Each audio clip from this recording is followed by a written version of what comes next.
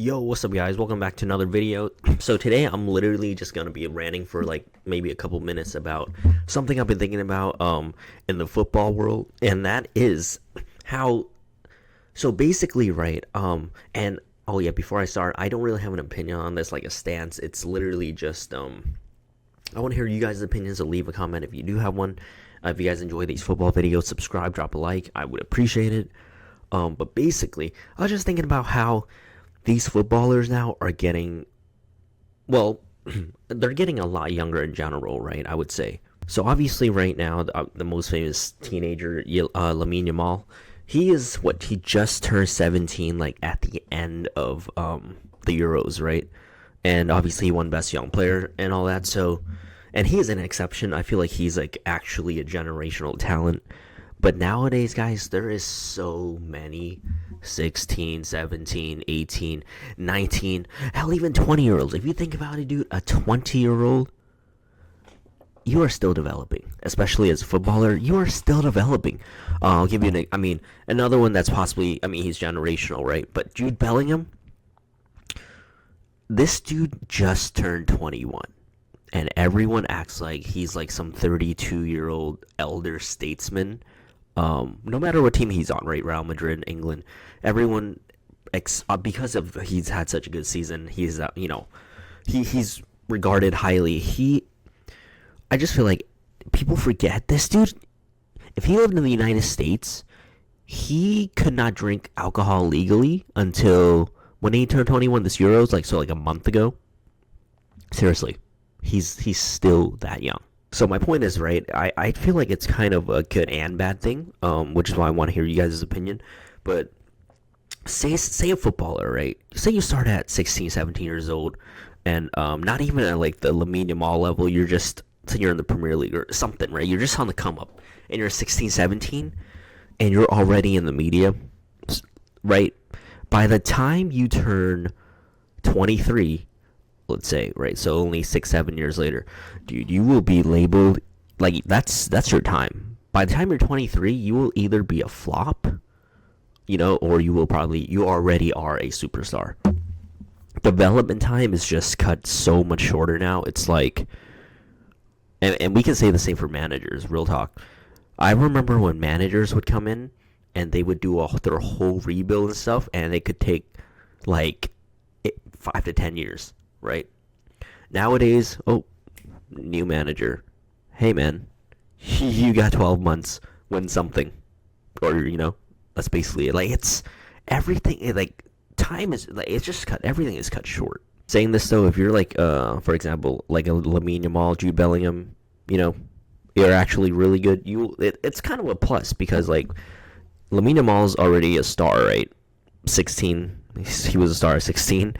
Realistically, he could have a 20 plus year career, if he stays healthy, of course. Now, we have seen people in the past like Wayne Rooney, who starts at 16. Maybe he's a bad example because I feel like he drinks and stuff. He looks like it. He looks like he's 60 right now. But anyways, yeah, no, Lamine Yamal could technically have a 20 plus year career because he started so young. And he could have 20 years at the highest level as well. Once again, just one example, but you look across the board, man. You literally look everywhere. I'm just gonna name some examples. Manchester United just signed Euro, the defender, 18 years old, 60 million. 60 million. And don't get me wrong, I like the signing because I feel like someone else would have signed him, but back in the day, dude, 60 million, you use that on an established star. All right, you don't spend that on potential, an 18-year-old. And then you look at Turkey. They have those two youngsters. What's his name? Güler and Yildiz, I think. 18, 19 years old. Like, these guys are already. They're already Turkish stars, right? Especially Güler. And then they're kind of stars for their clubs too. These guys are still super young. And then obviously you got guys like Endrick. If you go back a little bit, a couple of years ago as well, right? Mbappe, when he was 18 years old, he was already, dude won the World Cup by like 19, right? As one of France's best players. yeah, if you're a generational talent nowadays, you're kind of lucky because they let you start earlier, and you can have a prolonged career as well because of modern medicine, technologies, whatever they use, So if you're actually like good and worthy of it, it's a great thing. But I'm talking about all the guys that we don't know if they're actually going to be that good. The potential guys, the 16, 17, 18, I'm just going to say 21 and under guys that the 21 and under guys that we still aren't sure if they will be stars yet. Yeah, I don't really know what happened. I just feel like even like 10 years ago, right? Like 10 years ago, if you were 22 years old, you are still developing and stuff. You're still like, okay, this guy's like got potential. Let's give him till he's like maybe 24, 25. And then we know what we actually have, right? They're entering their prime. Now, take it back 5 years. It's like, okay, this kid's like 17. Let's give him till he's 20. Oh, by the time he's 21, he's too old. We got to move on to the next 16-year-old project, It's like, I don't know. I feel like that's happening way too much. And don't get me wrong, these guys, they're still getting paid, so good for them, and I'm happy for them. But in terms of like their footballing career, it's so hit or miss nowadays, is what I think. Like, you guys remember Anthony Martial? He joined Manchester United at 19. You guys know his career there. It was like, oh, okay, he's still only 20. It's okay, guys, he's only 21 still. Martial's only 22, 23, 24, 25.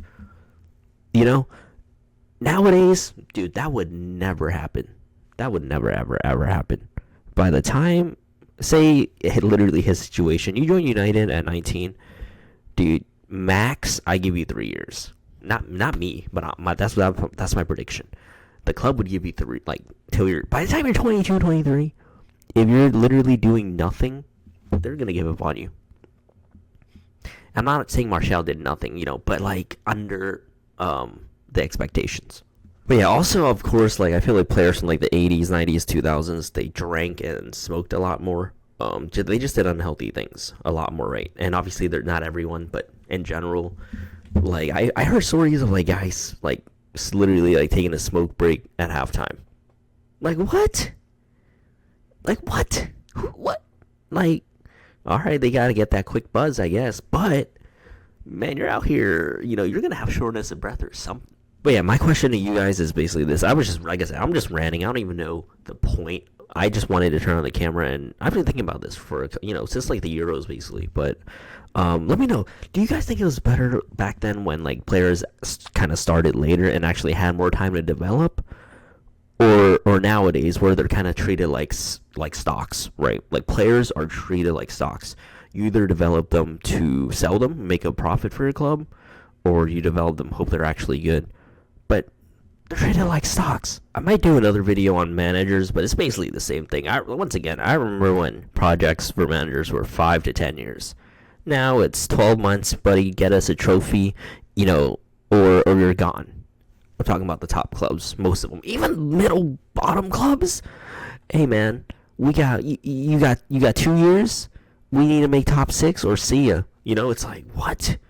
Like, they just, like, people just expect miracles now. There's what happened to the investment and the time, in your team? That's just what I think. Anyways, guys, hope you guys enjoyed my little rant. If you guys enjoyed, drop a like, subscribe, let me know your thoughts, and I'll see you in the next one.